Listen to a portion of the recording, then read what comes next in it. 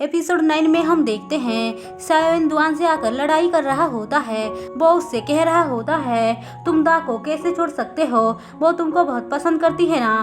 दुआन कहता है तुम्हें पता है क्या, सी किसके लिए वो नॉवेल लिखता है। सी बचपन से ही दा को पसंद करता है लेकिन वो कभी दिखाता नहीं है। और बात रही मेरी, मैं तो उसको बहन जैसी मानता हूँ। सायोन कहता है इसका मतलब तुम सच में उस जंगली लड़की को पसंद करते हो। तुम्हें पता नहीं है क्या, वो मरकर वापस आई है और हमेशा पागलों की तरह हरकतें करती है। जो सुनकर वो कहता है हाँ मुझे उसके साथ बहुत अच्छा लगता है।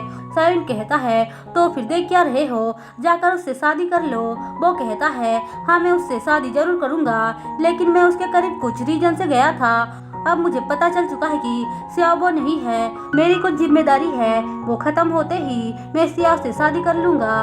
उसकी बातें सुनकर सायोन गुस्सा हो जाता है तो वो कहता है तुम आराम से जाकर दा के साथ ड्रिंक कर सकते हो। जब उसका मूड खराब हो तो मैंने वो जगह सही करवा लिया है। उसको पता था कि उस दिन दा और सायोन ड्रिंक कर रहे थे। अब सीन शिफ्ट होकर हमें मैनेजर यांग को दिखाया जाता है जो उस दिन दा के डैड के साथ बात कर रहा होता है। दरअसल वो चेयरमैन बनना चाहता था, इसीलिए बहुत खुश हो रहा होता है। तभी उसका एक आदमी आकर बताता है कि दुआन सबको कम प्राइस में राइस बेच रहा है। जो बात सुनकर वो घबरा जाता है और कहता है उसके पास कहाँ से राइस आया। अब सीन शिफ्ट होकर हमें सियाओ को दिखाया जाता है। उससे मिलने दुआन आता है और वो दोनों बात करते हैं। दुआन कहता है पहली बार मैं ऐसी लड़की देख रहा हूँ जो किसी और के लिए अपनी लाइफ को भी दांव पे लगा सकती है। वो उसकी बहुत तारीफ कर रहा होता है तो सियाओ कहती है प्लीज तुम मुझे सियाओ बोलकर बुलाओ, ये मिस गु क्या बोलते हो, तुम मुझे मेरे नाम से बुलाओ। उसकी बातें सुनकर दुआन हंसता है तो वो कहती है तुम जब स्माइल करते हो बहुत ज्यादा हैंडसम लगते हो। दुआन कहता है अगर हमने ये पता लगा लिया कि राइस स्टोरेज किसके पास है तो सारा प्रॉब्लम सॉल्व हो जाएगा। तो वो कहती है ठीक है मैं तुम्हारी हेल्प करूंगी। फिर वो उससे कहती है मुझे पता था कि हैंडसम लोग बहुत ही ज़्यादा स्मार्ट होते हैं। उसकी ऐसी बातें सुनकर दुआन शर्मा रहा होता है। सियाओ कहती है चलो हम कहीं घूमने चलते हैं, मैं घर पे बैठ बैठ के बोर हो गई हूँ। दुआन कहता है अभी रात को निकले क्या, तो वो हाँ बोलती है। दुआन कहता है ठीक है चलो मैं तुम्हें एक जगह लेकर चलता हूँ। ऐसा बोलकर वो मैनेजर यांग के पास आता है क्योंकि उसका भी एक रेस्टोरेंट होता है। वो दोनों वहाँ पे खाना खाने आए थे। जो बात सुनकर वो उसको अंदर लेकर जाता है, लेकिन अंदर आने के बाद दुआन कहता है तुम यांग पर नजर रखो, मैं जाता हूँ अंदर सब कुछ चेक करने के लिए।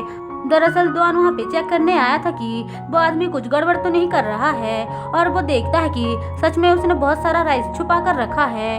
हम देखते हैं सियाओ उस आदमी को अपने बातों में उलझा कर रखती है। थोड़ी देर बाद वहाँ पे दुआन आता है और वो दोनों बाहर निकल कर आते हैं, जहाँ पे दुआन कहता है मुझे पता था कि ये आदमी कुछ तो गड़बड़ करने वाला है। वो दोनों वहाँ पे बात कर ही रहे थे कि तभी वहाँ पे दा और सायोन आते हैं। दा उन दोनों को साथ में देखकर नाराज होकर वहाँ से जा रही होती है। तभी उसके पास सिया आकर कहती है मैं तुम्हें एक्सप्लेन करती हूँ। तो वो कहती है कोई ज़रूरत नहीं है। सिया पूछती है क्या हम दोनों अभी भी फ्रेंड्स हैं, तो वो कहती है मुझे तुम्हारी जैसी फ्रेंड नहीं चाहिए।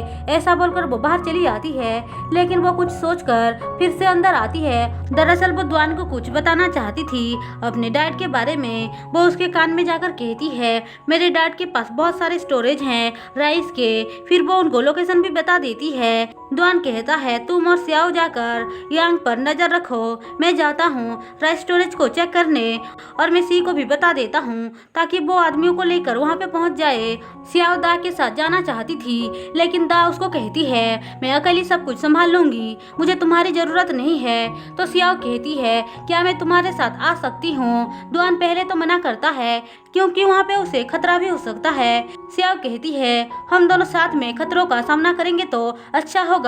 तब दुआन मान जाता है और उसे अपने साथ लेकर आता है। वो दोनों जंगल में आते हैं, जहाँ पे गाड़ियों की आवाज सुनकर वो दोनों झाड़ियों में छुप जाते हैं।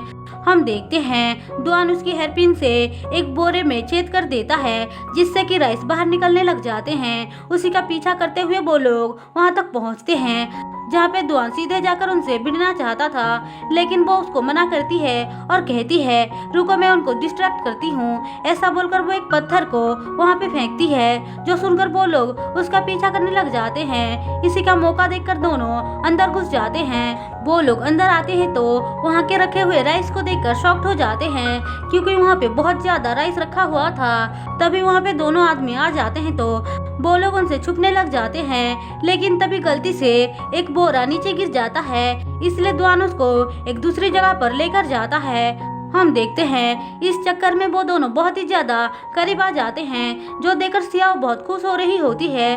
वो दुआन से और ज्यादा चिपक रही होती है, उसे बहुत मजा आ रहा था, जो बात दुआन भी समझ जाता है।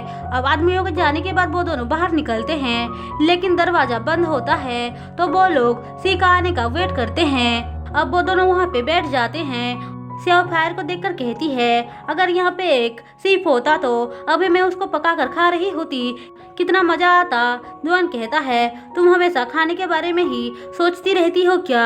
सियाओ कहती है, अगर मैं एथलीट बन नहीं पाऊंगी तो यहाँ से जाने के बाद मैं एक बारबेक्यू का रेस्टोरेंट ओपन करूंगी, जिसका नाम मीट ऑफ ग्लोरी होगी। ऐसा बोलकर वो बात करने लग जाती है। दुआन पूछता है, यहाँ से जाने का क्या मतलब है? तो वो कहती है, मेरे होम टाउन के बारे में बता रही हूँ।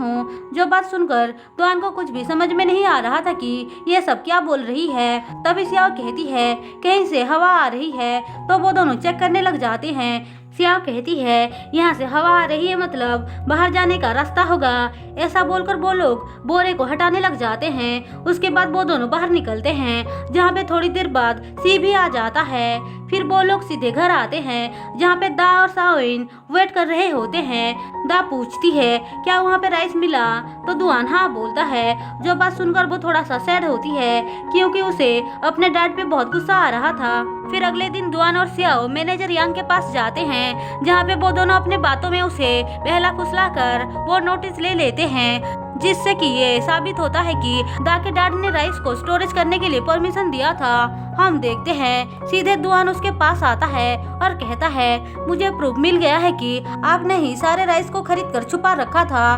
जो बात सुनकर दा के डैड बहुत ज्यादा गुस्सा करता है, लेकिन वो अब कर भी क्या सकता था, सब कुछ तो दुआन के पास था। हम देखते हैं दुआन सब लोगों को कम प्राइस में ही राइस बेचने लग जाता है।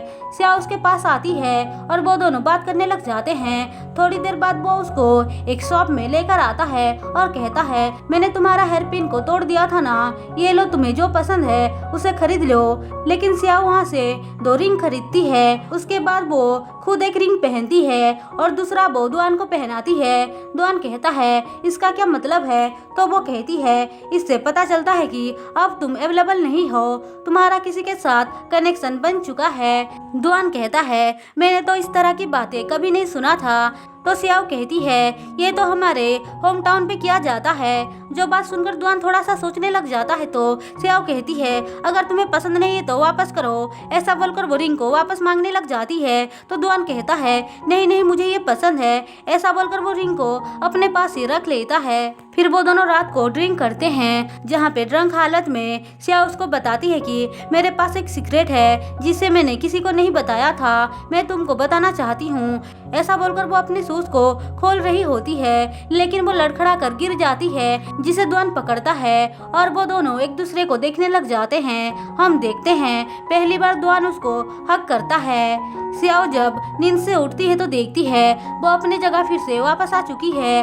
जो देखकर वो मॉम मॉम बोल के चिल्लाते हुए बाहर आती है तो देखती है वो फिर से पुराने जमाने में पहुंच गई है, जहाँ पे वो अपने डैड को और डोंगसी को बुलाने लग जाती है। वो ढूंढते हुए दुआन के पास आती है, जो उसे देखते ही उस पर हमला करने के लिए रेडी हो जाता है। वहाँ से वो भागते हुए आती है तो जेंग को देखती है, जो उससे पूछ रहा होता है घड़ी कहाँ है। फिर वो चिल्लाते हुए नींद से उठती है और हमें पता चलता है कि वो सिर्फ एक सपना देख रही थी। वो देखती है वॉच उसके हाथ पे नहीं है, जो देखकर वो घबरा जाती है। उसको याद आता है कि जंग ने कहा था अगर इस वॉच के बारे में किसी को पता चलेगा तो वो बचेगी नहीं, खासकर उसके होने वाला पति उसको छोड़ेगा नहीं, वो उसको मार डालेगा। वो इन सब चीजों के बारे में सोच रही थी कि तभी वहाँ पे डोंगसी आती है और उसको चाय देती है। वो कहती है, आपने कल रात बहुत ज्यादा ड्रिंक कर लिया था, ये चाय पीकर आपको अच्छा लगेगा। तो उसको याद आता है कि उसने कल रात क्या क्या किया है। हमें पता चलता है कि उसने ड्रंक हालत में दुआन को बता दिया था कि वो विजिटर्स है। जो बात याद करके उसे खुद पर बहुत गुस्सा आता है। वहीं दूसरी तरफ दुआन के पास हम वॉच को देखते हैं जिसे वो देख रहा होता है। उसे देखकर वो सोचता है कैसे सियाओ ने रात को उसे सब कुछ बता दिया था। वो उसे वॉच दिखाकर कहती है ये 4 टीजर में से एक है जो फ्यूचर से है, इसे वो पाकर अपने वर्ल्ड में वापस जा सकती है। जो बात सुनकर दुआन कहता है तुम ये सब क्या बोल रहे हो? तो सियाओ कहती है यकीन मानो मैं एक विजिटर्स हूँ और मैं दूसरी जगह से आई हूँ। मैं तो एक ऑर्डिनरी सी लड़की हुआ करती थी जिसे एथलीट बनना था, लेकिन वो भी नहीं हो पाया क्योंकि मुझे चोट आ गया था। वो कहता है लेकिन अब तो तुम ठीक हो ना? तो सियाओ कहती है हाँ, यहाँ आने के बाद वो चोट सही हो गया है। दुआन कहता है ये तुम क्या बोल रही हो? तुम विजिटर्स नहीं हो सकती हो। तो सियाओ कहती है मैं विजिटर्स ही हूँ, तुम चिंता मत करो, मैं तुम्हारे लिए कोई प्रॉब्लम्स खड़ी नहीं करूँगी। मैं तो वापस भी नहीं जाना चाहती हूँ। जब तक तुम मेरे साथ हो तब तक मुझे और कुछ नहीं चाहिए। मैं तुमसे शादी करके यहाँ पे अच्छे से रह लूँगी और मैं तुम्हारा ख्याल भी रखूँगी। उसकी ऐसी बातें सुनकर दुआन उसको हक कर लेता है और कहता है मैं तुम्हारी बातों को सीरियसली नहीं लूंगा क्योंकि तुम ड्रंक हो। तो वो कहती है नहीं, मैं सच बता रही हूँ, इस बारे में मैंने किसी को भी नहीं बताया था। तुम वो पहला इंसान हो जिसको मैं बता रही हूँ। और इसी के साथ एपिसोड 9 खत्म होता है। दोस्तों अगर आपको मेरी एक्सप्लेनेशन पसंद आई हो तो चैनल को सब्सक्राइब और वीडियो को लाइक जरूर कर देना।